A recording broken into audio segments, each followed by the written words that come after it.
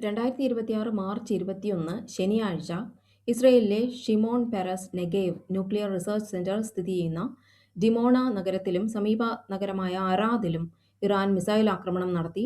ആണവ ഗവേഷണ കേന്ദ്രത്തിന് കേടുപാടുകൾ സംഭവിച്ചതായി അറിവില്ലെന്നും അസാധാരണമായ റേഡിയേഷൻ അളവ് കണ്ടെത്തിയിട്ടില്ലെന്നും അന്താരാഷ്ട്ര ആണവോർജ ഏജൻസിയായ IAEA അറിയിച്ചു. രണ്ട് നഗരങ്ങളിലുമായി 160-ലധികം പേർക്ക് പരിക്കേറ്റു.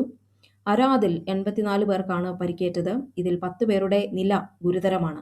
ഡിമോണയിൽ 78 പേർക്ക് പരിക്കേറ്റു. ഗുരുതരമായി പരിക്കേറ്റവരിൽ 10 വയസ്സുള്ള ഒരു ആൺകുട്ടിയും ഉൾപ്പെടുന്നു. ഇറാനും ഹിസ്ബുള്ളയും ശനിയാഴ്ച രാത്രി നടത്തിയ സംയുക്ത ആക്രമണത്തിൽ ഇസ്രയേലിലെ തെക്കൻ നഗരമായ ഹോളോണിലും മിസൈലുകൾ പതിച്ചു.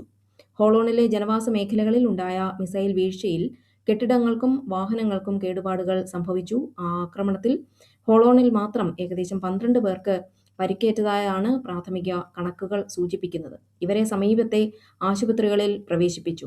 ഇസ്രയേലിന്റെ വ്യോമ പ്രതിരോധ സംവിധാനങ്ങളെ മറികടന്ന് പതിച്ച മിസൈലുകൾ ജനവാസ മേഖലകളിൽ വൻ നാശനഷ്ടങ്ങൾ ഉണ്ടാക്കി. ഡിമോണയിൽ ഒരു കെട്ടിടം പൂർണ്ണമായും തകർന്നു.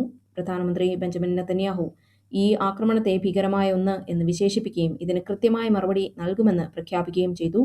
ഇസ്രയേലിന്റെ അത്യാധുനിക വ്യോമ പ്രതിരോധ സംവിധാനങ്ങളെ മറികടന്ന് മിസൈലുകൾ എങ്ങനെ നഗരങ്ങളിൽ പതിച്ചു എന്നതിനെക്കുറിച്ച് സൈന്യം അന്വേഷണം തുടങ്ങിയിട്ടുണ്ട്.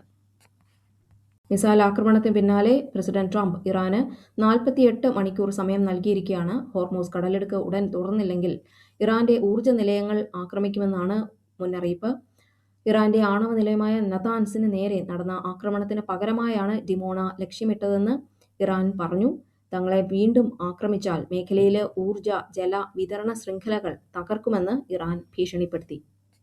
ഖത്തറിൽ സൈനിക ഹെലികോപ്റ്റർ തകർന്നുണ്ടായ അപകടത്തിൽ 6 പേർ മരിച്ചതായി സ്ഥിരീകരിച്ചു. ഒരാൾ മിസ്സിംഗ് ആണ്. സാങ്കേതിക തകരാറാണ് അപകടത്തിന് കാരണമായതെന്ന് അധികൃതർ അറിയിച്ചു. ഖത്തറിന്റെ തീരപ്രദേശത്ത് പരിശീലന പറക്കലിനിടെയാണ് ഈയൊരു ഹെലികോപ്റ്റർ കടലിൽ തകർന്നു വീണത്.